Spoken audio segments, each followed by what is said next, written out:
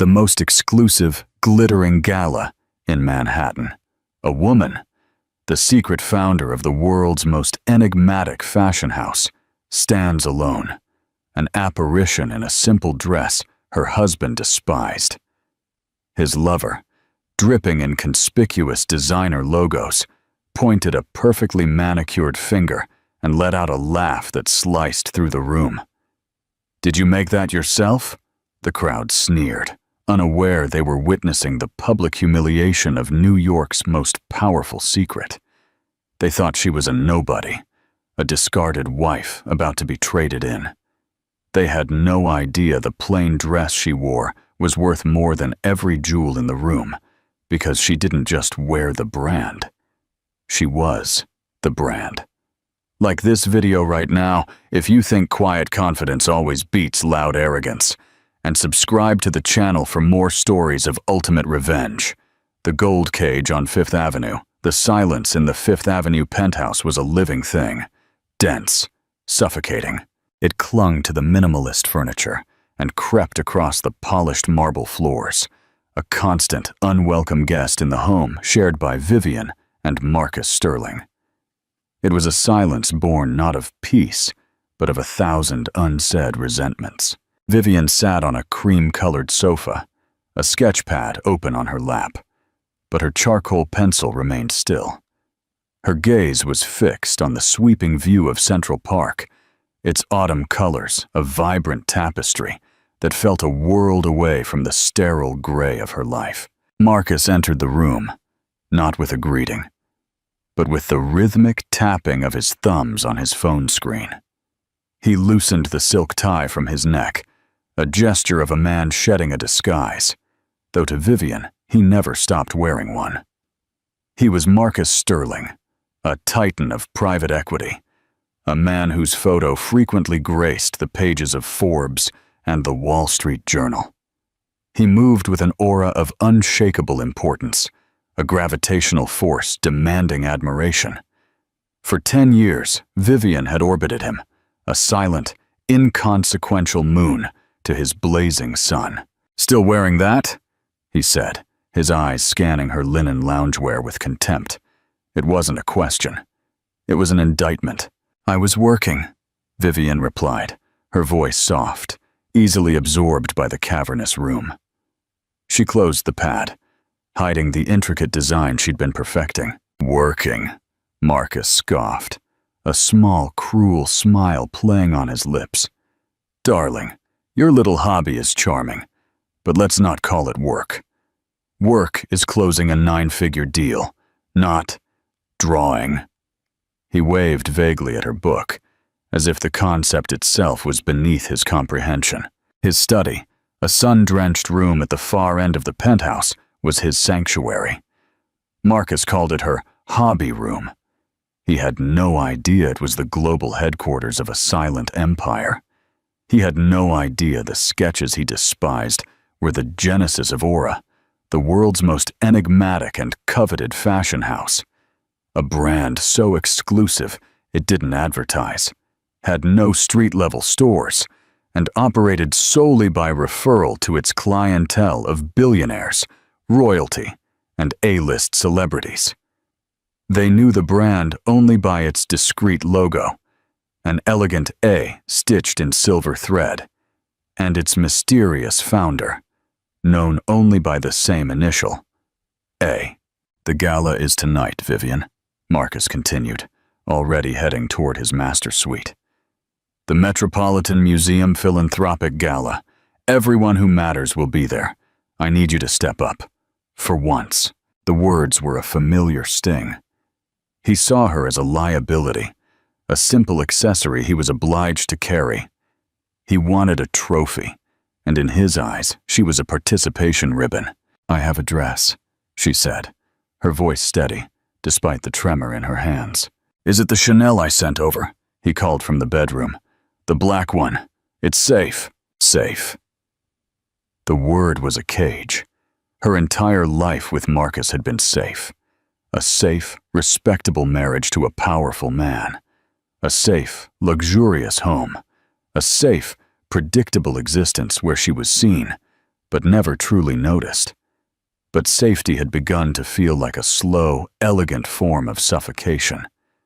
The real Vivian, the ambitious, brilliant creator of aura, was gasping for air. Later, standing before the mirror in her dressing room, a vast space filled with designer clothes she rarely wore, she looked at the black Chanel dress Marcus had chosen. It was beautiful, classic, and absolutely devoid of personality. It was a uniform for the wives of powerful men. Next to it, hanging in a simple garment bag, was her own creation. It was the dress from her sketchpad, brought to life.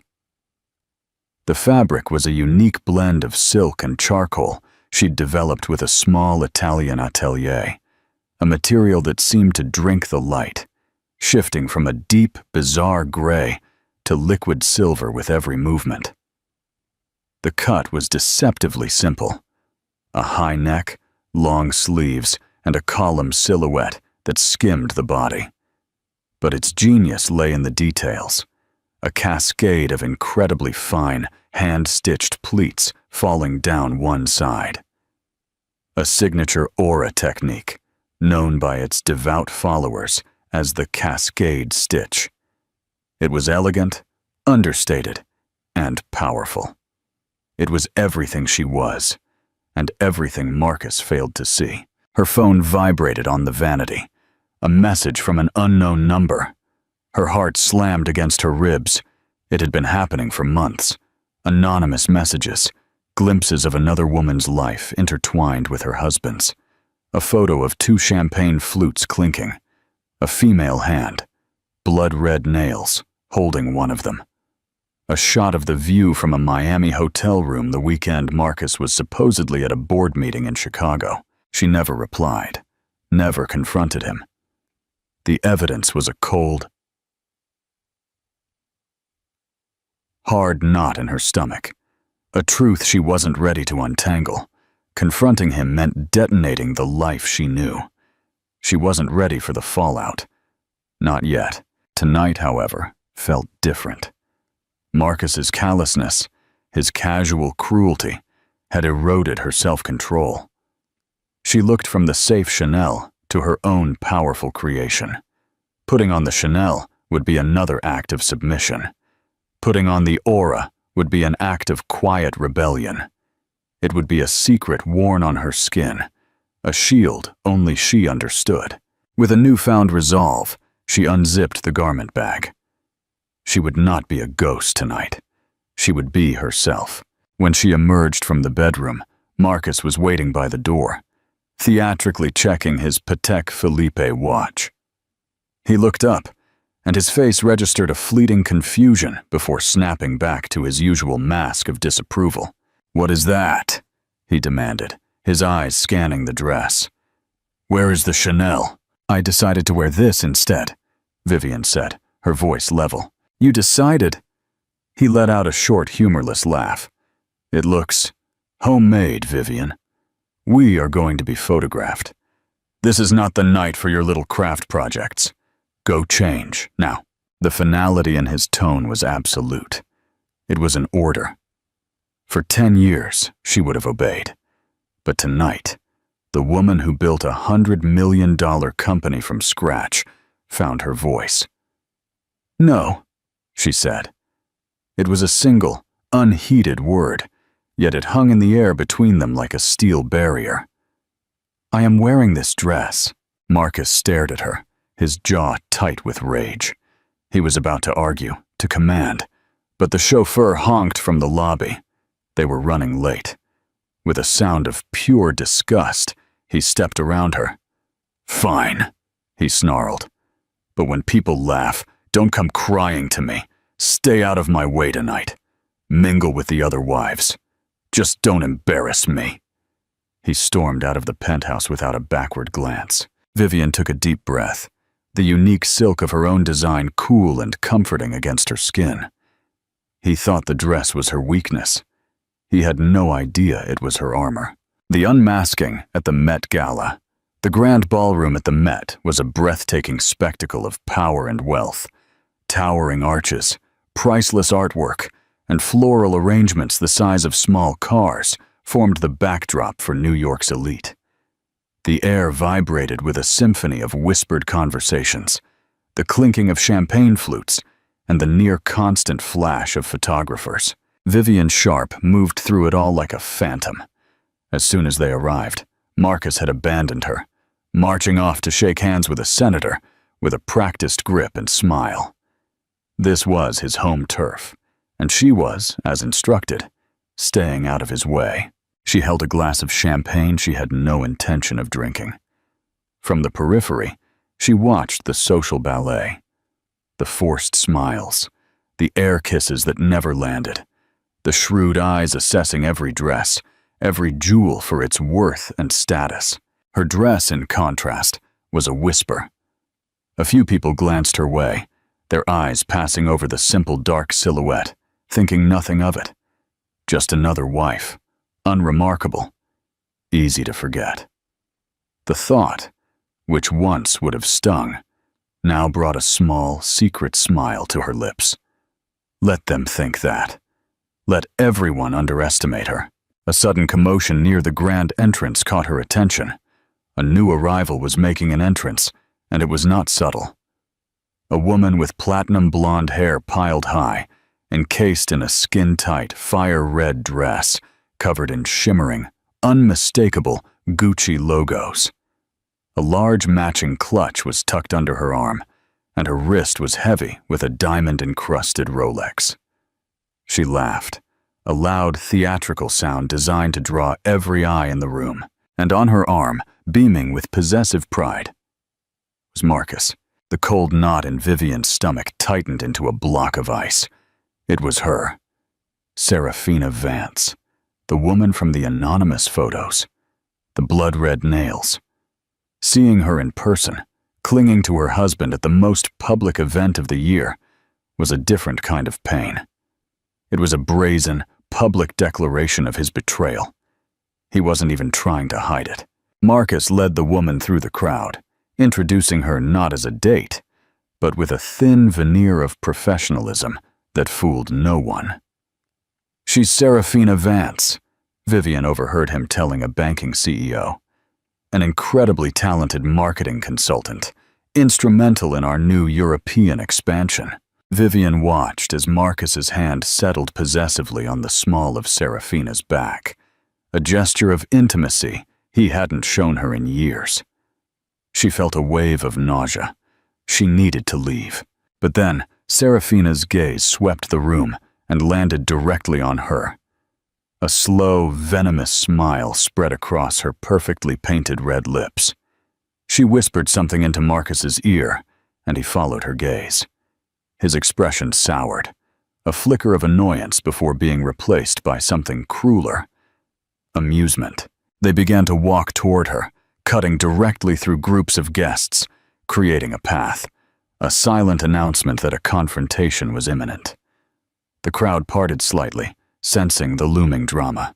Vivian's feet felt rooted to the floor. Every instinct screamed at her to flee, to escape the humiliation. But then she felt the subtle weight of her dress against her skin. The cascade stitch, a silent column of steel against her own.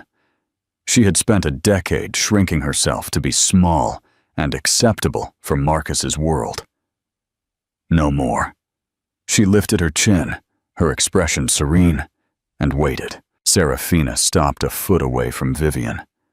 Her eyes made a slow, offensive appraisal, starting at Vivian's simple black heels and traveling up to her face before discarding her entirely to focus on the dress. She let out a giggle, a brittle, tinkling sound that grated.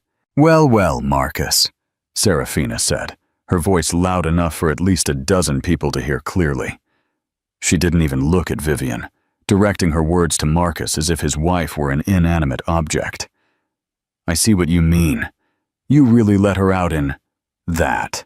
Vivian remained silent, her gaze steady, her posture unshakable. She refused to give them the satisfaction of a flinch. "What fabric is that even?" Serafina continued, taking a half step closer and feigning examination of the sleeve. It's so dull. It sucks all the light.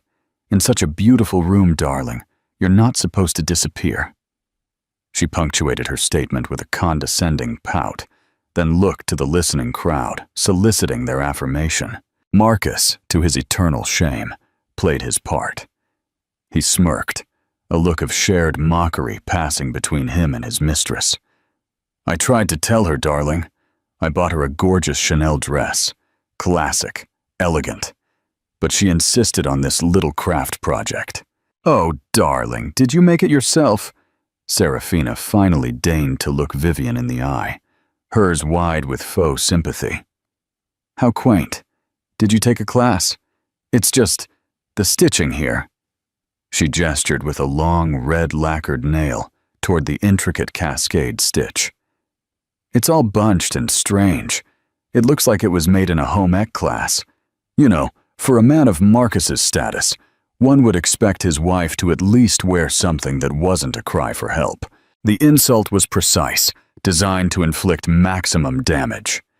It targeted not only her appearance, but her perceived lack of status, her supposed incompetence, and her reliance on Marcus's wealth. Vivian could feel the weight of their pity, the burn of second-hand embarrassment. Her mind raced. A part of her, the part conditioned by a decade of disparagement, wanted to crumble. But the other part, the part that had negotiated with astute Italian mill owners, managed a global logistics network, and designed dresses that princesses wore in secret, was incandescent. A cold, clear rage. They were mocking her life's work. They were mocking her very soul, and they didn't even know it. She took a slow, deliberate sip of her champagne. Her eyes never left Serafina's. She placed the glass on a passing waiter's tray with a silent click. "It's interesting you mention the stitching," Vivian said, her voice cutting through the whispers with surprising clarity and calm. "It takes a truly discerning eye to appreciate true craftsmanship. Most people are simply distracted by the shiny things." The educated jab landed. Serafina's smile tightened. She was used to people being intimidated by her. She was not prepared for a quiet, analytical retort. Shiny things. Serafina laughed, jiggling her wrist so her Rolex caught the light. "Darling, this is a $40,000 timepiece. The dress is runway Gucci. This is called luxury goods. You should try them sometime." "Oh, wait," she added, her voice dripping with fake pity.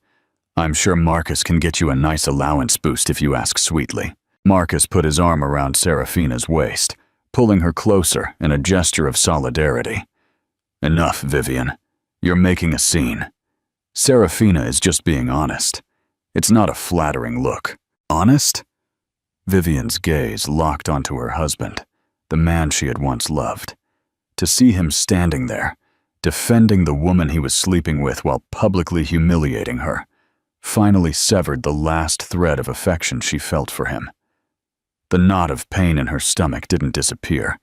It transmuted into something else entirely. It became fuel. "No, Marcus." Her voice dropped to a dangerous low. "Honesty isn't what's happening here. This is cruelty and ignorance." Before Serafina could reply with another venomous dart, a new voice joined the conversation, one that carried an undeniable weight of authority.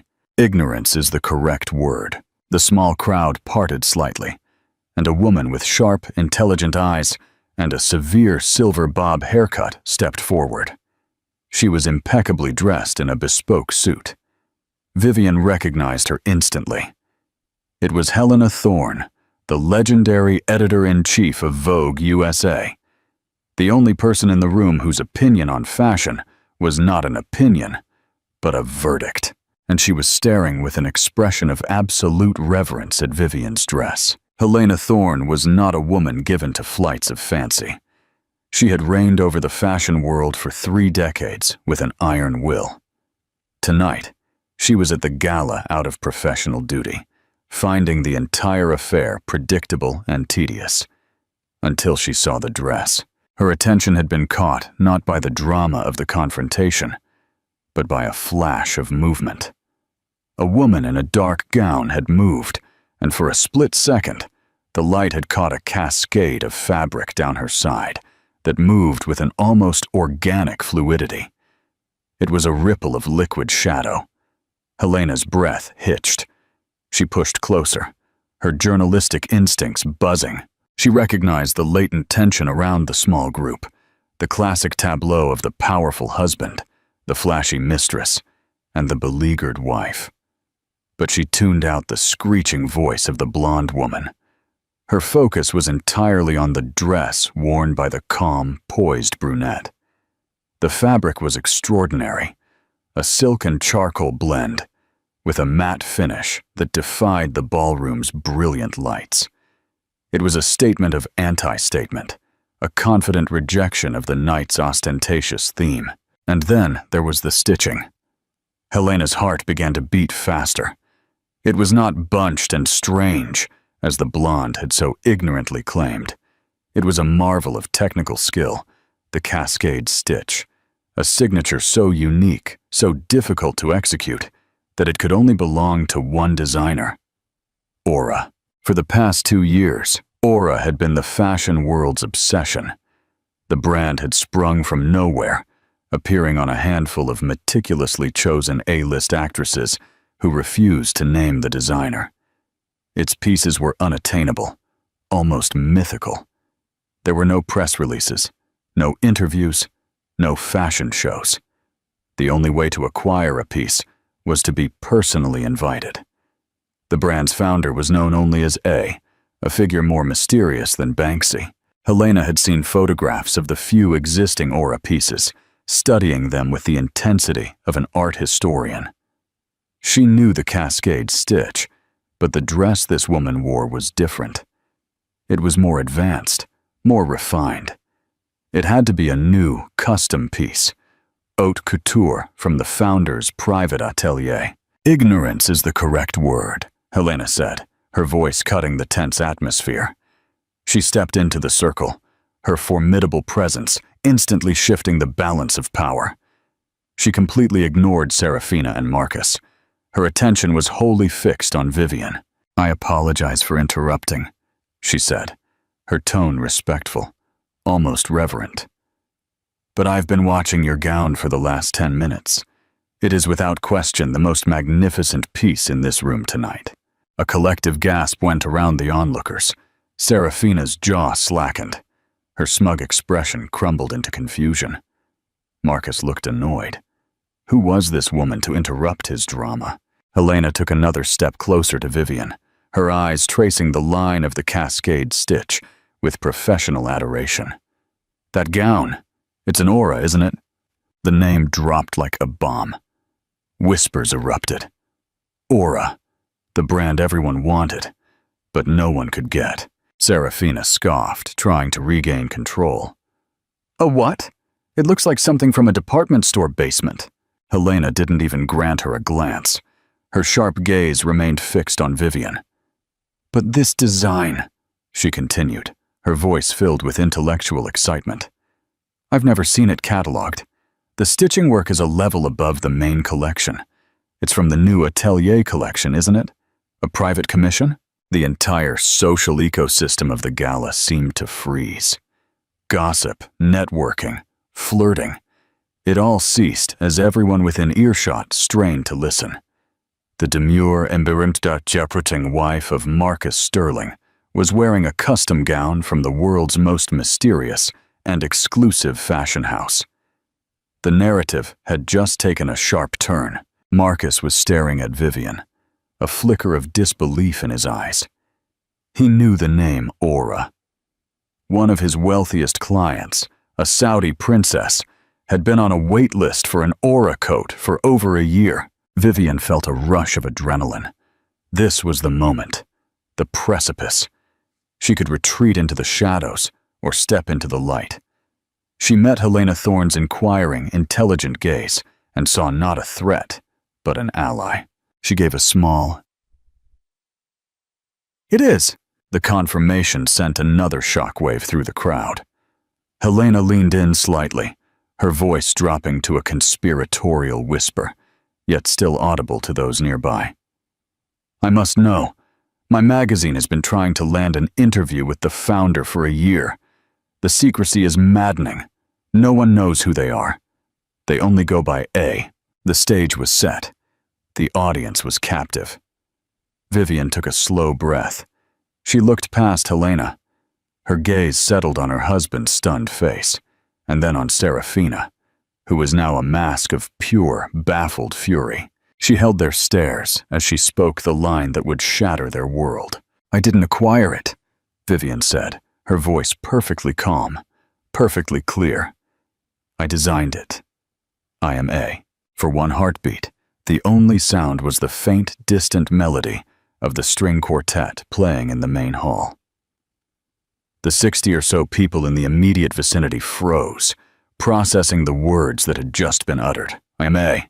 Then, chaos erupted. The first sound was Serafina's choked gasp. Her face, moments earlier flushed with triumphant cruelty, went bone white beneath her expensive foundation. Her mouth opened and closed, but no sound came out. She looked as if she'd been struck by lightning. The second sound was the blinding, percussive burst of a dozen camera flashes firing at once. Society reporters and photographers, who had been lazily documenting the gala's luminaries, suddenly smelled blood in the water. This was no longer a petty domestic spat. This was the scoop of the decade. The ghostly founder of Aura was not a reclusive European couturier. She was Vivian Sterling, the understated, overlooked wife of a private equity magnate. And she had just unmasked herself in the middle of her own public humiliation. "Mrs. Sterling! Mrs. Sterling!" Questions came like machine gun fire. "Are you really the Aura founder? Why have you been anonymous all this time? Is this your official reveal?" Microphones and iPhones lunged toward Vivian's face. The crowd of onlookers transformed into a frenzied press mob, shoving and jockeying for position. Helena Thorne, ever the professional, acted fast. She placed a protective arm over Vivian's shoulder and turned toward the frantic reporters. "Ladies and gentlemen," Helena announced, her voice cutting through the noise with practiced authority. "You are witnessing a historic moment. Mrs. Vivian Sterling, the creative genius behind Aura, has arrived. She will be giving Vogue an exclusive interview next week. For now, please give her space." It was a masterstroke. She had claimed the scoop and protected Vivian in one move. Marcus was paralyzed, his face a grotesque tableau of shock and dawning horror. His mind, usually so quick to calculate, was short-circuiting. Vivian. His quiet, boring, hobby-drawing Vivian. Vivian, the creator of Aura, the brand whispered about in the world's most exclusive boardrooms and royal courts. It was impossible. It was ridiculous. And yet he saw it. The late nights in her study he'd dismissed as aimless meandering. The mysterious deliveries of fabrics he'd complained about cluttering the service elevator. Her quiet confidence, which had so infuriated him earlier tonight.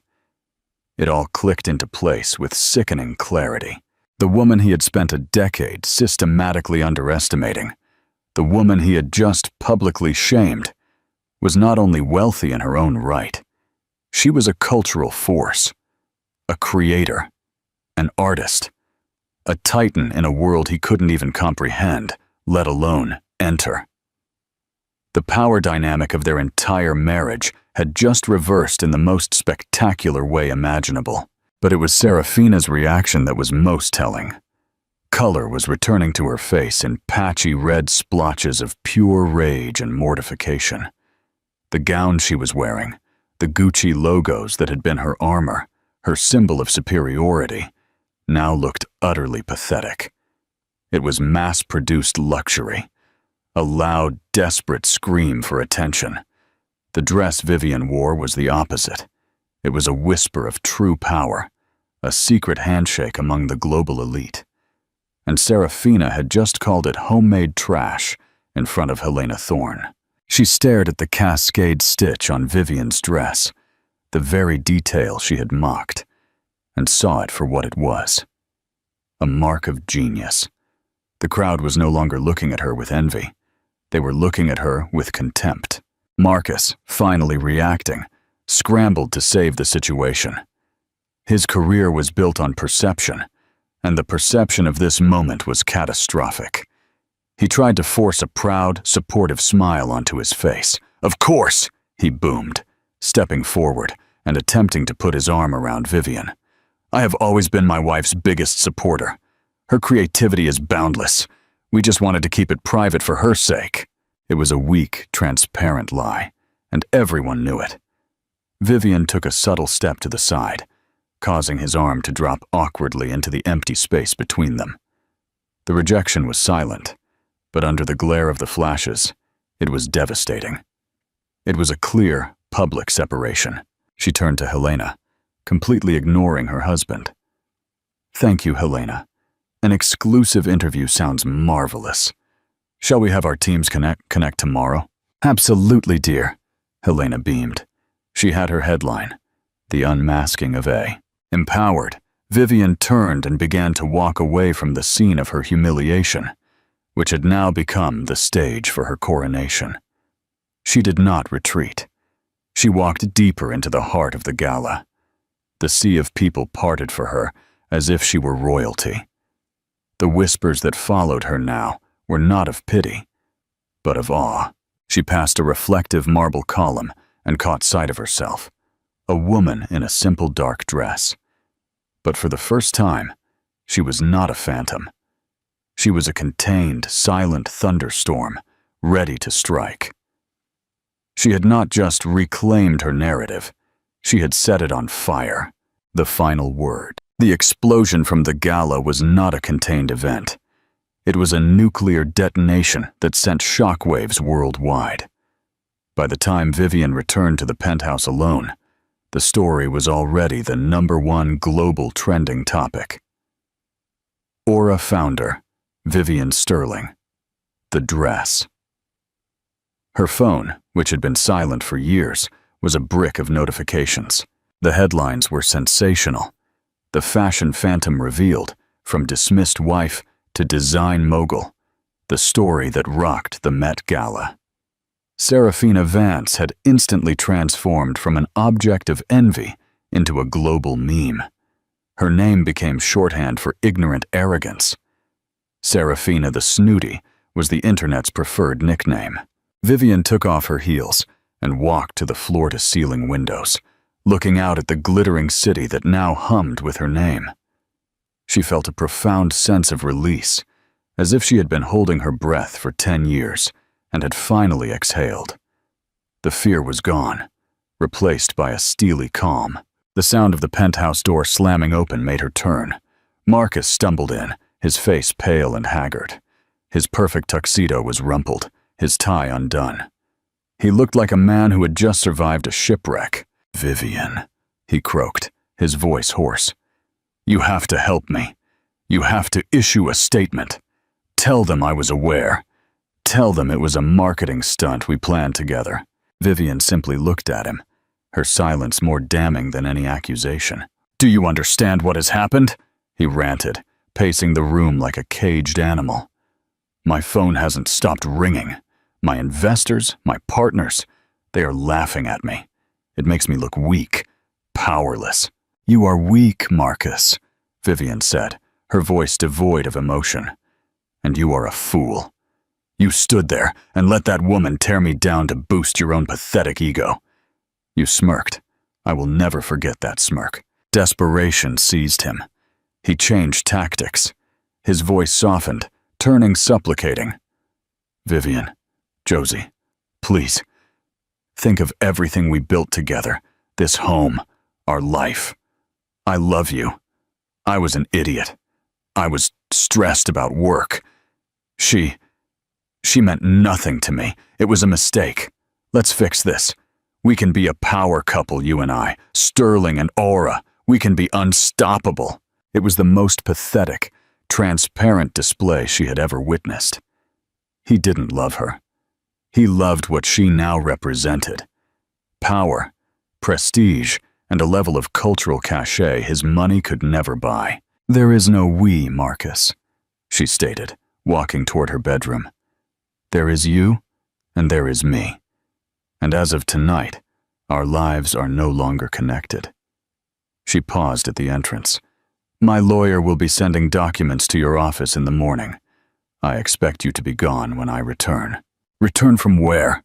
he asked, his voice cracking up. "I'm checking into the Plaza Hotel," she said.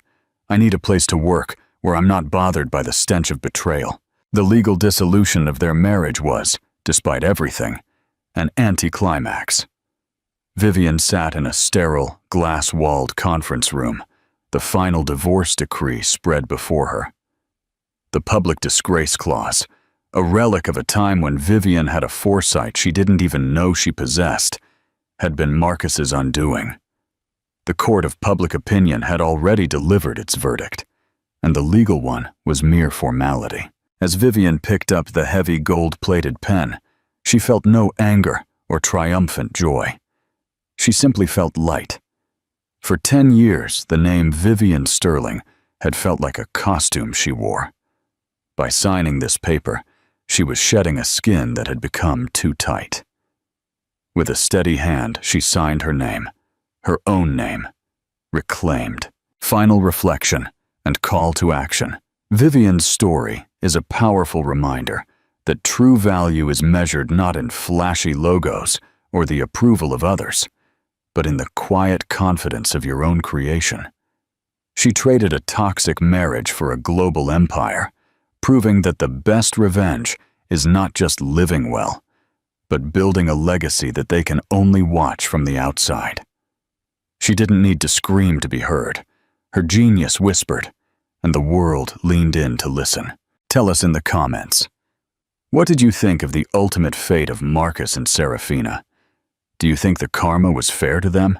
If you were moved by Vivian's incredible journey from humiliation to triumph, please don't forget to hit the like button. Share this video with someone who needs a dose of inspiration, and subscribe to our channel for more unforgettable stories of karma and justice. Thank you for watching. The Price of Arrogance, the exclusive interview. It was 3 weeks after the gala. Marcus Sterling was holed up in a lavish, anonymous hotel suite, having been forced out of the Fifth Avenue penthouse by his lawyer's urgent advice. He sat hunched over a sleek mahogany desk, the room's oppressive silence punctuated only by the clinking of ice in his glass. He had spent those weeks attempting damage control, a frantic, humiliating series of calls to investors who refused to take them, and leaked, desperate interviews where he tried to paint himself as the supportive, misunderstood husband. All his efforts had been futile. He was radioactive. His name, once synonymous with power, was now a punchline. Then, the new issue of Vogue USA arrived. Marcus's assistant, a trembling young man named Greg, placed the magazine on the desk like it was a live grenade. The cover was stark, impossible to ignore. Vivian Sharp. She was wearing a simple tailored aura coat in bone white, her face serene, eyes looking directly into the lens with a quiet, unyielding power. The headline screamed, "Aura Rising, the genius who refused to shout." Marcus dismissed the assistant with a curt wave and snatched the magazine. He flipped through the pages with a bitter, shaking hand past the high-fashion spreads and glossy ads until he reached the feature article. The accompanying photos were a masterpiece of storytelling. There was a full-page shot of Vivian in the old Fifth Avenue penthouse, his penthouse, in what used to be her hobby room, now revealed as her global headquarters. She was sitting amidst sketches and fabric swatches, the city skyline spread behind her, a true empress surveying her domain. The article, penned by Helena Thorne herself, was a masterpiece of elegance and subtle cruelty. Vivian never named Marcus or Serafina, but the narrative made it clear. For years, the founder of Aura, known only as A, chose to work in total anonymity, letting the craftsmanship speak for itself. It was a philosophy of quiet luxury long before the trend, a deliberate choice to reject the noise and vanity of a world focused on status symbols over substance. I asked Ms. Sharp if her decision to unmask herself at the Met Gala was a planned act of retaliation against the very world she chose to observe from afar. Her response was simple. It was an act of self-reclamation. When you are dismissed for being quiet, sometimes the greatest statement is simply to walk into the light and confirm your existence. Marcus felt a searing heat spread across his cheeks. Dismissed for being quiet. That was him. His casual, decade-long contempt distilled into a single, damning phrase. He had dismissed a creative force of nature, a brilliant businesswoman, and an artist, all because she didn't fit his loud, shallow definition of success. He continued reading, his eyes darting across the pages, searching desperately for any mention of his support or partnership. But the article was meticulous. It focused solely on Vivian's journey, her engineering background, her passion for rare Italian textiles, the small, anonymous team she'd built. Marcus Sterling was mentioned only once, in the caption of a small, archival photo of a younger Vivian at a charity event. Vivian Sharp, pictured here during her previous marriage, an era she refers to as a necessary time of germination for Aura's philosophy. Germination. He was nothing but the fertilizer for her genius, the crucible for her creation. The silent judgment later that evening, Marcus found himself at a dimly lit, high-end bar, trying to blend into the shadows. He ordered his third whiskey, the amber liquid doing little to dull the cold dread in his stomach. Suddenly, a voice smooth and cold as steel addressed him. "Marcus, fancy seeing you here." He looked up. It was Geraldine Hayes, a powerful socialite and venture capitalist who sat on the board of one of his biggest holdings. She was alone, impeccably dressed, and her expression was pure disdain. "Geraldine, good to see you," Marcus mumbled, attempting his practiced, confident smile. She did not return it. She simply raised the copy of Vogue she held clutched in her hand. Vivian's interview is exquisite, don't you think? Such clarity, such integrity. We've always valued that at Hayes Capital. He felt his carefully constructed facade crack. "It's a great piece. I always told her she should." Geraldine cut him off with a gesture of impatience. "Marcus, I read the filing. Your attempt to claim even a fractional share of Aura's intellectual property has been deemed frivolous by the court. We are moving forward with the divestment of your shares next week. We cannot have a chairman whose personal brand is synonymous with such blatant underestimation of talent." The words were precise, surgical. It wasn't about money or infidelity. It was about his judgment. His fatal flaw was not being a philanderer, but being a fool. "This is an overreaction, Geraldine. This is personal," he protested weakly. She leaned in, her eyes sharp. "No, Marcus. This is business. You failed to recognize a $100 million asset that was sleeping right beside you. That is a failure of vision. You are no longer an asset to us. You are a liability. Your ex-wife, on the other hand, is the single most valuable brand in luxury right now. She chose to be silent. You chose to be noisy, and the noise always fades." Geraldine Hayes turned and walked away, leaving Marcus alone with his glass and the magazine. He looked down at the image of Vivian's serene face on the cover. She hadn't needed to say a single vengeful word. Her success, her calm, her undeniable power. That was the silent, final judgment. He had lost everything because he couldn't see the value of the woman he possessed. What is the most painful thing Marcus lost? His company status, his wealth, or the public perception of his power? Let us know in the comments. Share this video if you agree that the greatest downfall is caused by arrogance. The haunted storefront. It was a cold, gray afternoon in late November. The entire episode with Vivian Sharp and the aura reveal was now a case study in business schools and a cautionary tale in society columns.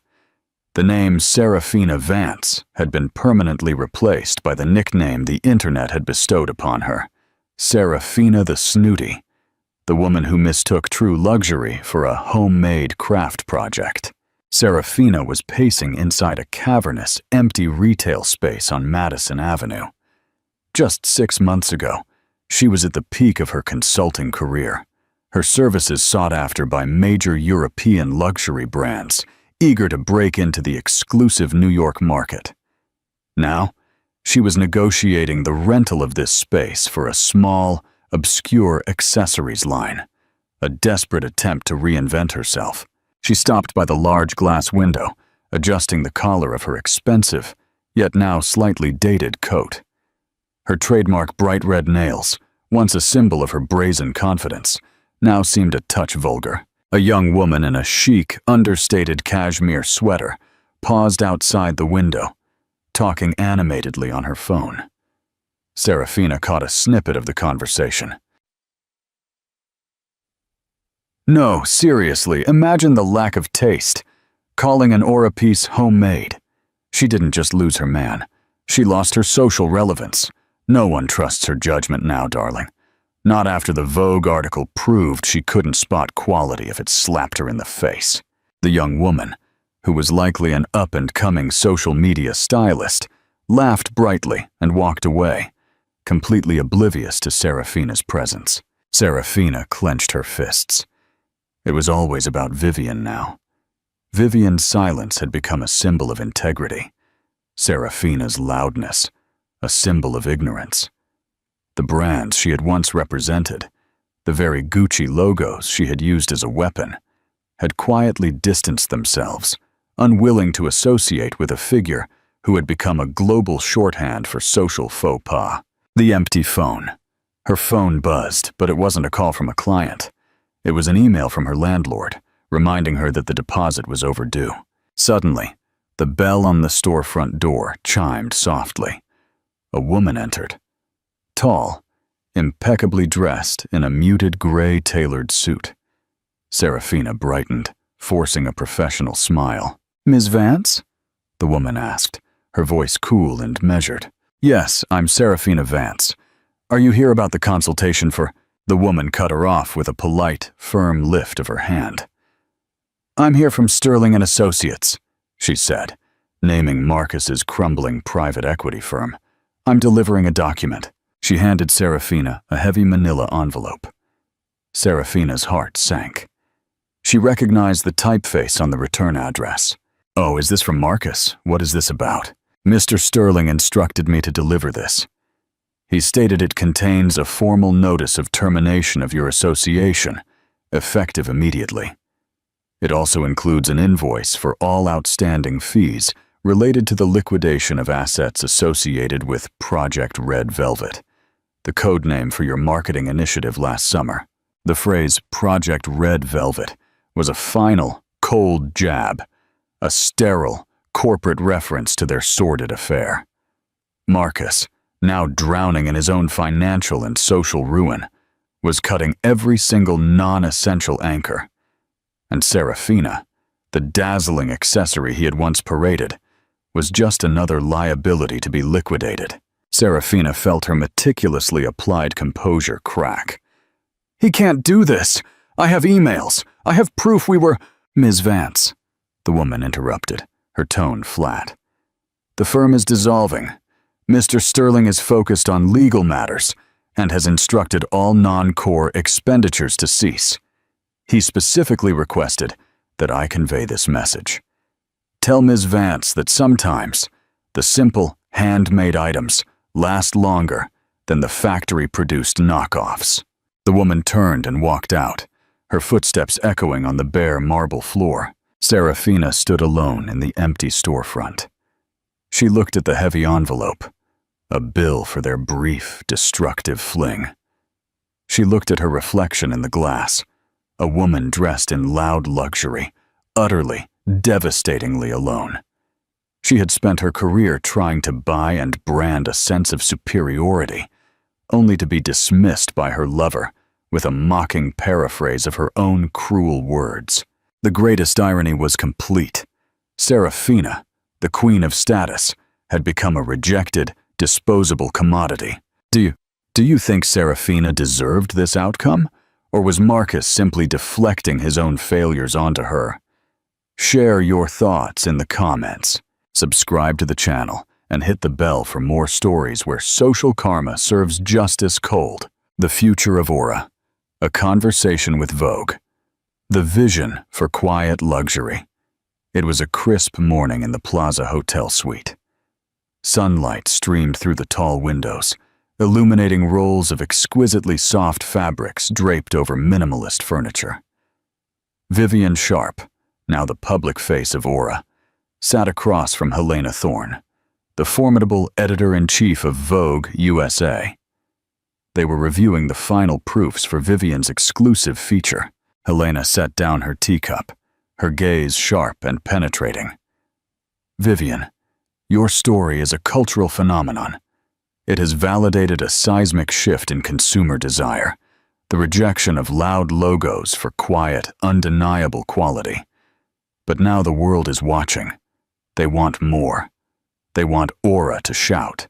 Vivian smiled, a calm, knowing smile that was now becoming her signature. That's precisely what we won't do, Helena. Aura was born in silence, and that is where our power remains. We are not interested in volume. We are interested in resonance.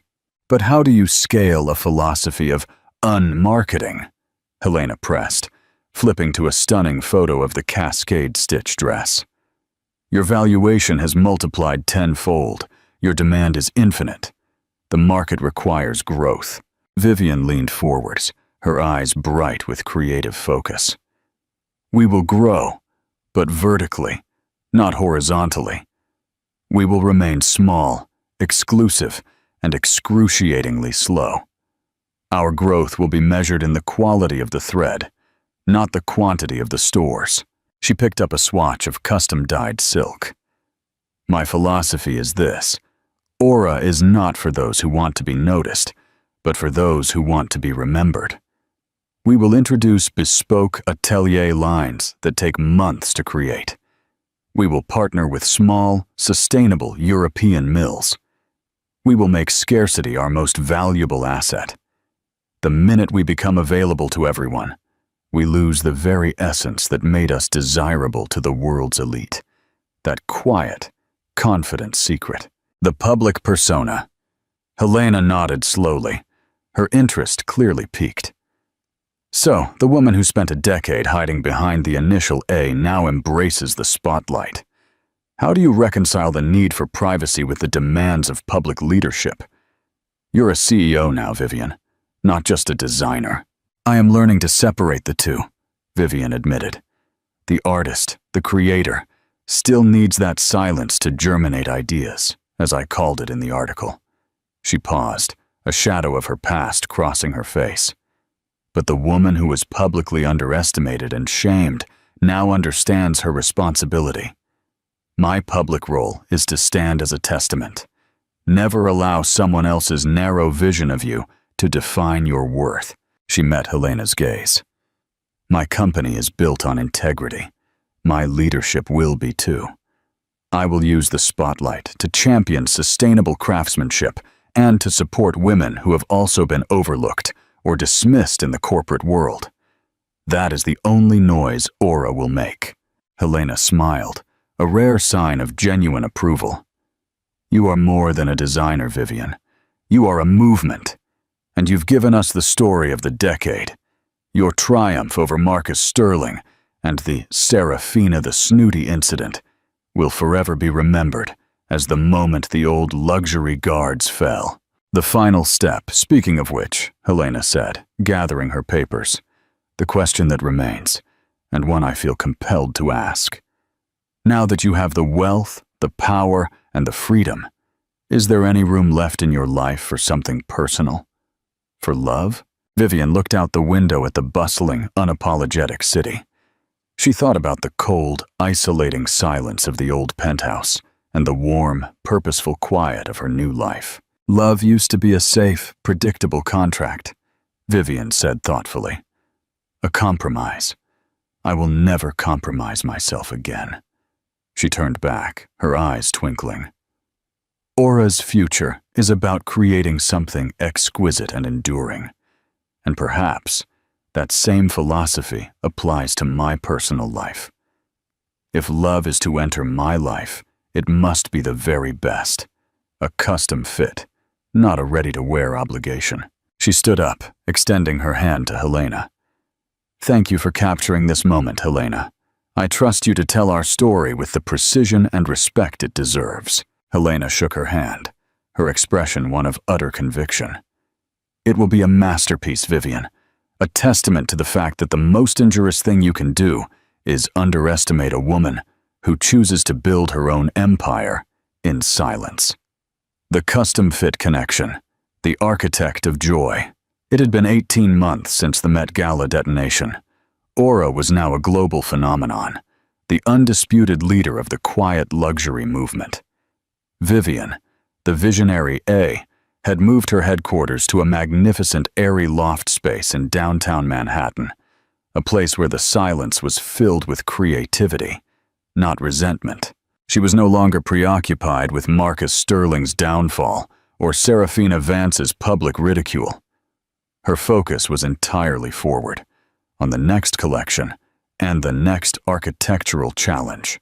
It was this focus on architecture that brought Rhys Ellington into her life. Rhys was a structural engineer and architect, known for his meticulous, understated designs that emphasized light and sustainability. He had been hired to oversee the renovation of Aura's flagship, though still appointment only, atelier in London. Their first meeting was in a stark, cold construction site. Vivian, dressed in an Aura charcoal wool suit, pointed to a wall. Rhys, I need this wall to feel like it breathes. I need the light to fall precisely here, creating a shadow that mimics the cascade stitch. Rhys, a man of precise measurements and quiet intensity, didn't scoff at the artistic demand. He simply studied the light, then looked at Vivian. That requires a micro-adjustment to the cantilever and a specific finish on the concrete. It's challenging, but beautiful. It's about engineering poetry. Their connection was immediate. It was not the tempestuous, consuming fire of youth, but the deep, satisfying warmth of two minds operating on the same frequency. Rhys didn't gush over her fame. He respected her process. He saw her not as A, the magnate, but as Vivian, the brilliant problem solver. The unplanned dinner, one late Friday evening in New York, after hours spent reviewing structural blueprints, Rhys insisted on dinner, not at a trendy, loud restaurant, but a quiet, tucked-away spot with exceptional lighting and simple, perfect food. As they ate, Rhys noticed the subtle silver stitching on Vivian's sleeve. That stitching, he commented, his voice low. It looks structurally impossible to maintain that tension and still allow that drape. Vivian laughed, a genuine, relaxed sound she rarely shared. It took 3 years to perfect the technique. It's all in the countertension of the underlayer. It's about building a beautiful internal frame that nobody sees, but everyone feels. Rhys nodded, not a flicker of condescension in his eyes. That's a philosophy I can appreciate. True excellence is often invisible. It's the integrity of the foundation. He then looked directly at her, setting down his fork. You are an incredibly successful public figure, Vivian. But I suspect the real Vivian is that beautiful internal frame. The one that was built in silence, that held up the entire structure until it was strong enough to face the light. His words didn't ask about her past heartbreak. They acknowledged her strength. He wasn't trying to fix her. He was simply describing the architecture of her soul. It was an intellectual intimacy that made her heart feel lighter than any champagne. The custom-fit promise. A year later, they stood on a private terrace overlooking the twinkling Manhattan skyline, a view far more meaningful than the sterile panorama of the old penthouse. Reese hadn't proposed with a grandiose speech or a flashy diamond. Instead, he presented her with a small, beautifully crafted wooden box. Inside, there was no ring. There were two small, elegant metal objects.